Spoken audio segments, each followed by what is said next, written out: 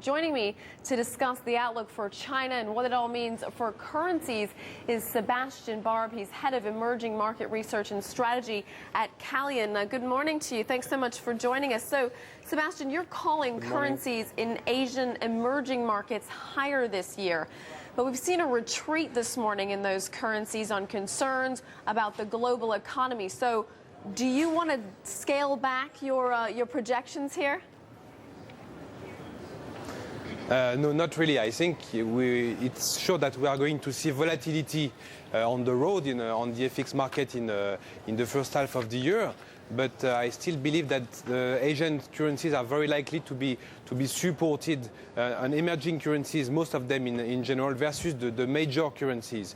Even if you have disappointing growth, but no double dip in the US and in Europe, but let's say something like 1% growth or even slightly less, I think emerging market currencies, and in particular Asian currencies, could still continue to be resilient because the markets are going to expect those countries to support their economies. And first of all, the Chinese government still has a lot of leeway to support the economy, and I think the rest of Asia would benefit from that. So actually, I would expect a move of global rebalancing from G3 currencies to emerging market currencies, even if we have disappointment in terms of the US economic outlook.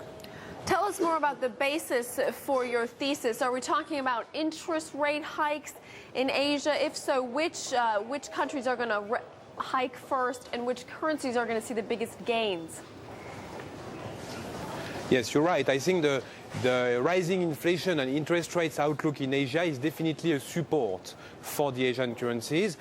To be frank, I think China was the first country to tighten monetary policy back in September, October, when the PBOC began to decelerate bank lending. Looking forward, I think India will be the first country where the central bank would hike interest rate, maybe as soon as the end of this month, followed maybe by Korea before the end of the first quarter. I guess those two countries are recovering strongly, India in particular, and I think the central banks are going to increase interest rates, and definitely it's one of the reasons why we do expect the Korean won and the Indian rupee to be the two outperformers within Asia in 2010. Okay, Sebastien, the World Economic Forum saying that China's economy is overheating and it poses a risk to global growth. Very quickly, give me your reaction to that statement.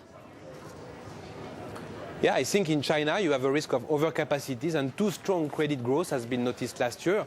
But the thing is, the Chinese policymakers, they would prefer to support growth even with those risks instead of risking a recession in China. So I think we should continue to have a very gradual withdrawal of stimulus policies in China, which are still going to support growth, even if at the end of the day we may have to pay the price in terms of overcapacities or non-performing loans Sebastien in 1 Barbe, or 2 years from now. Sebastien, thank you very much for joining us. Sebastien Barbe from Calyon there.